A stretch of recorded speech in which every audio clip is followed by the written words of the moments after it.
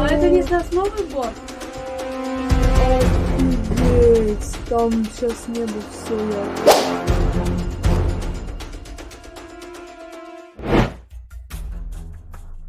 Today, there is important news from Estonia.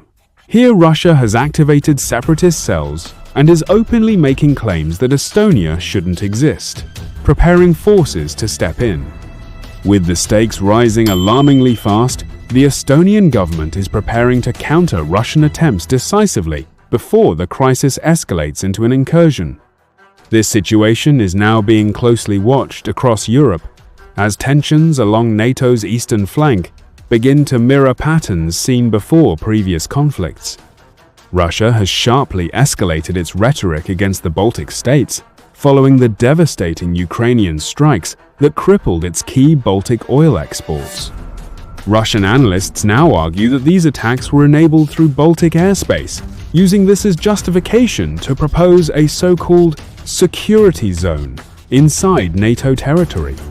Estonia is increasingly framed not just as a neighbor, but as a direct threat, with Moscow pointing to its Russian-speaking population as a pretext for possible intervention. This narrative aligns with growing international concerns, as the Estonian border city of Narva has become a focal point of geopolitical tension, often highlighted due to its large Russian-speaking population. Some analysts warn that Narva could become a symbolic trigger point in a wider confrontation if tensions continue to rise. Strategically, the stakes are extremely high. Russia's Baltic ports, especially Primorsk and Luga, handle up to 40% of its seaborne oil exports, forming a critical financial artery sustaining its war effort. After Ukrainian drone strikes disrupted this system, Moscow is now attempting to secure surrounding airspace and maritime routes, as each day of halted exports is estimated to cost around $178 million. This economic pressure is forcing Russia to respond more aggressively in the region. By increasing pressure on Estonia through airspace violations, GPS jamming, and maritime confrontations, Russia is effectively attempting to create informal denial zones to prevent further Ukrainian strikes. Analysts note that such actions reflect a broader strategy of testing NATO's resolve while staying below the threshold of open conflict, carefully avoiding actions that would trigger Article 5.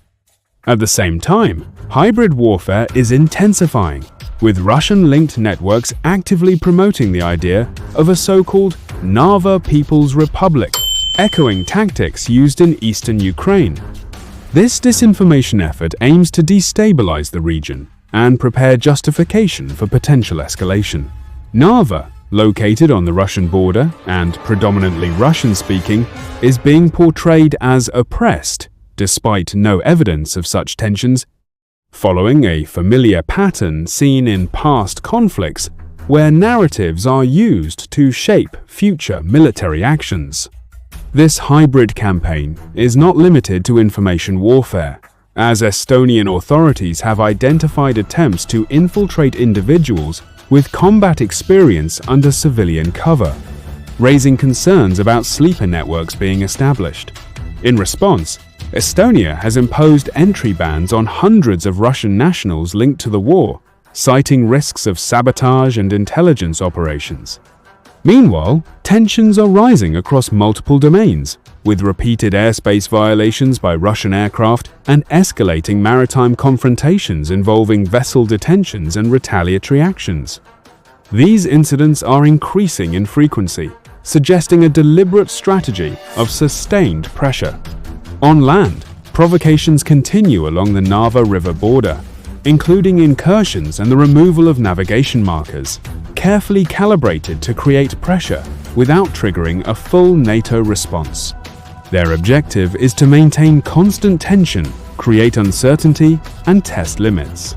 In response, Estonia has drawn a firm red line, making it clear that any incursion, whether by conventional forces or covert little green men, will be met with immediate force.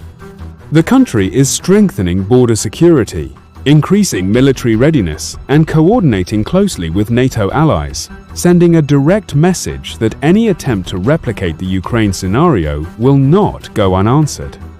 Overall, from separatist narratives to covert infiltration and persistent provocations, the pattern is unmistakable, as Russia escalates both rhetoric and actions in the Baltic region in a way that closely mirrors the early stages of its campaign in Ukraine. Estonia, however, is not caught off guard and is taking proactive measures, reinforcing defenses and openly declaring its readiness to respond.